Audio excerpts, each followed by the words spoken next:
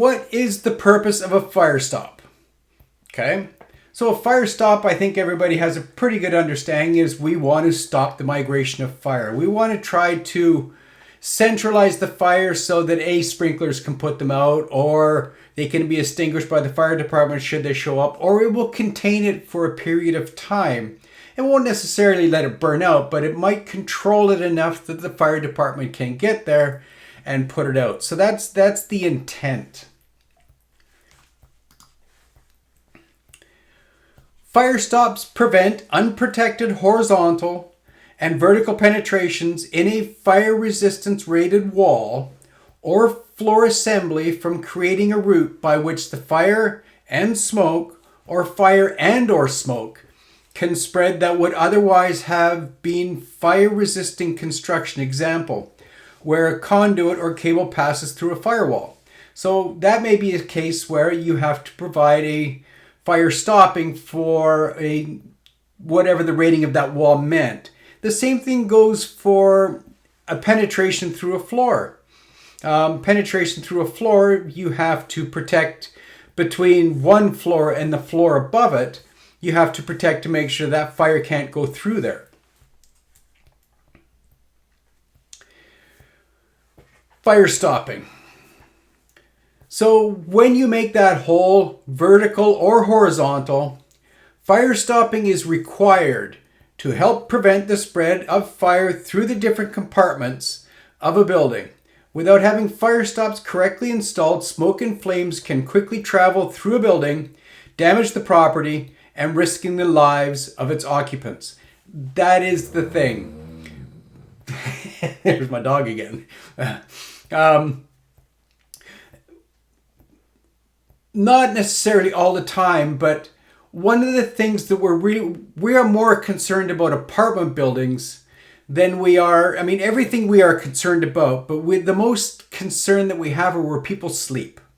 Fires can break out at night, and before bells can ring, before things can happen, it'd be nice if that fire was contained to an area, somebody, whether it was a sprinkler that went off, or a heat detector, and activated a fire alarm system to evacuate the building.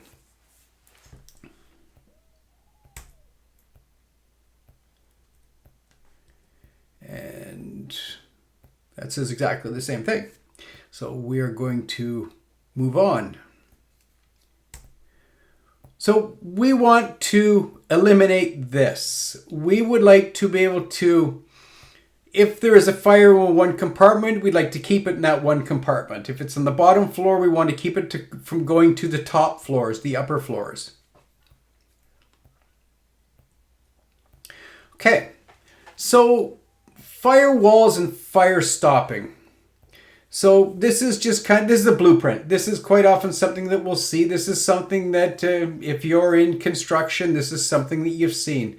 This goes for, not only does this apply to a large 4-inch pipe going through a wall, this applies to a data cable going through a wall as well. Fire stopping is for every penetration. It could be one data cable. It could be for a security cable. It could be if you're running a cable for low voltage installations. It could be for lighting, whatever the case may be. Even audio, it all still has to be fire stopped. Nobody is excluded. Okay? That's why I'm putting this in this video, in this presentation as well. So here you can see this is a small apartment building. Maybe a tall building, I'm not quite sure which it is. And it's a very tiny building. You can see this is a loft. This one's got a little bit more space. So this is a hallway.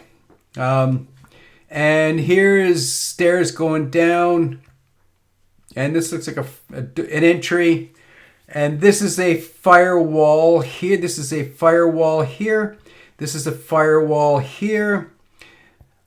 These orange walls are going to be fire separations. And this gray wall here between this space is also going to be a fire separation. This is considered a compartment. This as a whole is considered a compartment.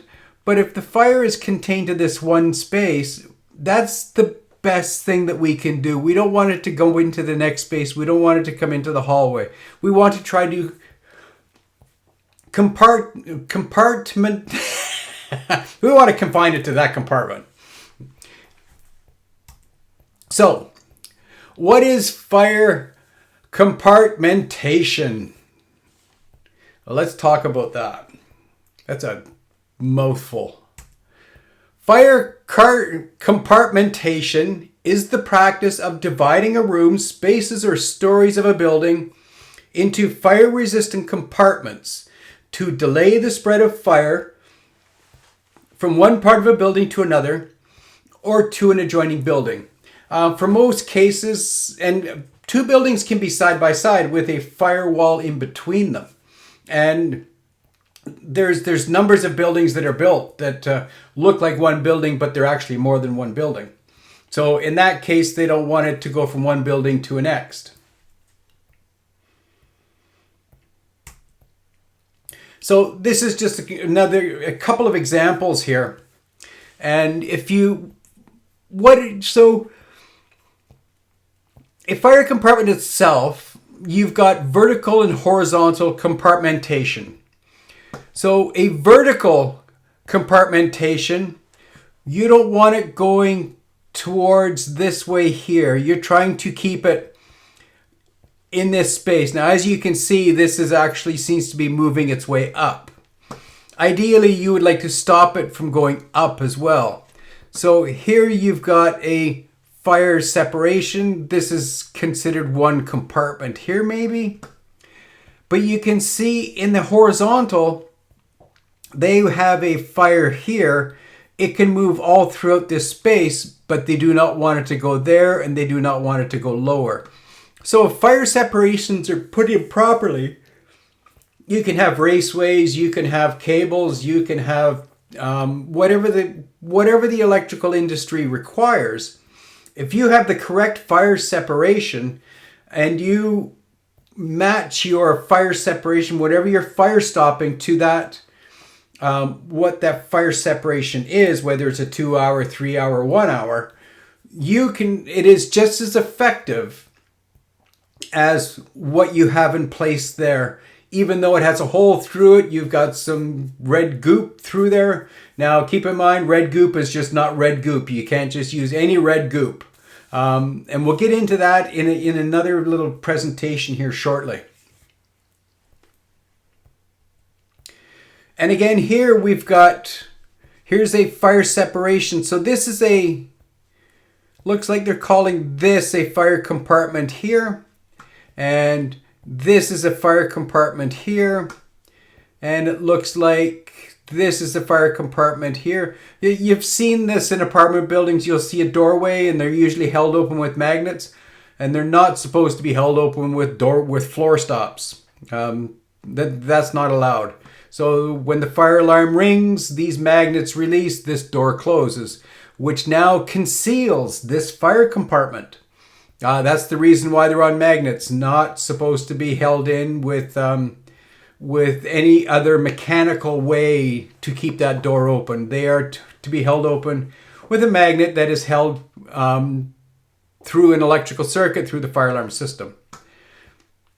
So here's another compartment. So you can see multiple compartments in here based on fire doors. So this, if there's a fire in here, we do not want to go this way. We do not want to go this way.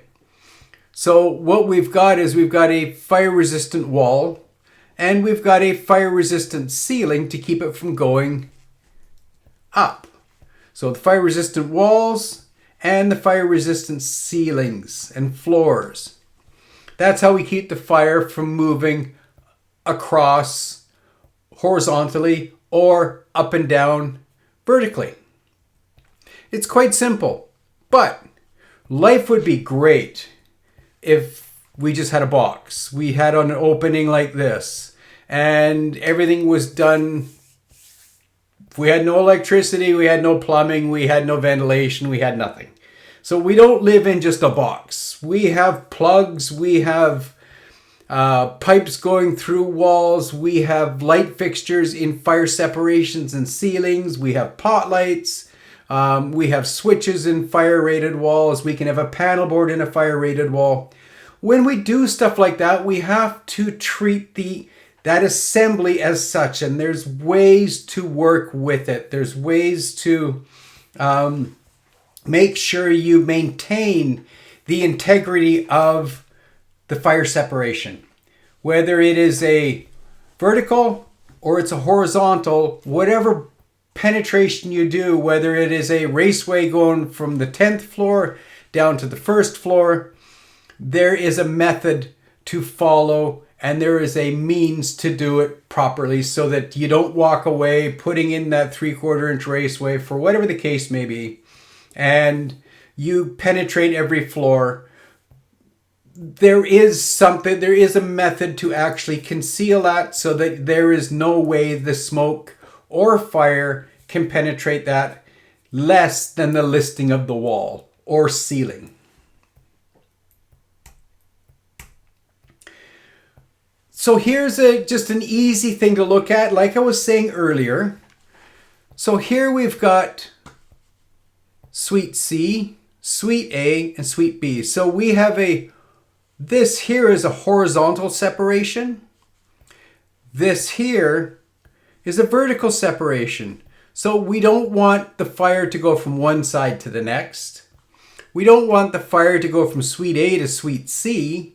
We don't want the fire to go from suite C to suite B. So everything has a method that has to be followed.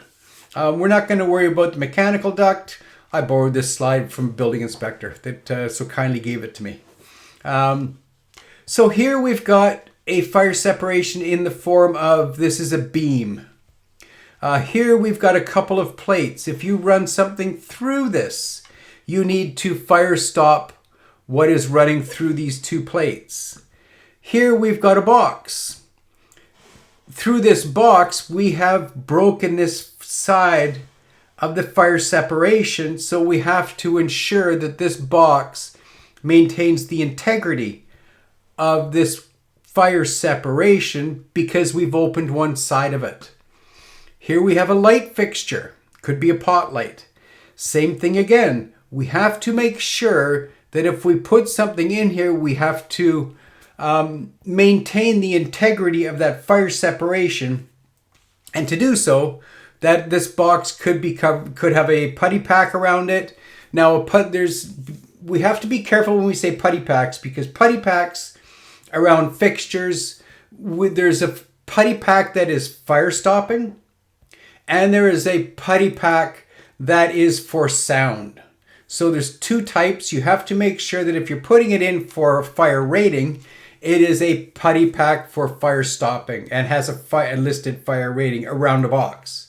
And that box may be metallic, it may be non-metallic, which would be plastic. So see this piece of wood here, this is a piece of fire blocking. Between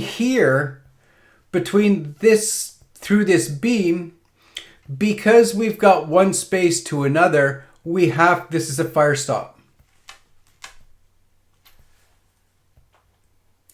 And that's as far as I'm going to go on this piece of the presentation, and we'll come back and do some more in just a minute.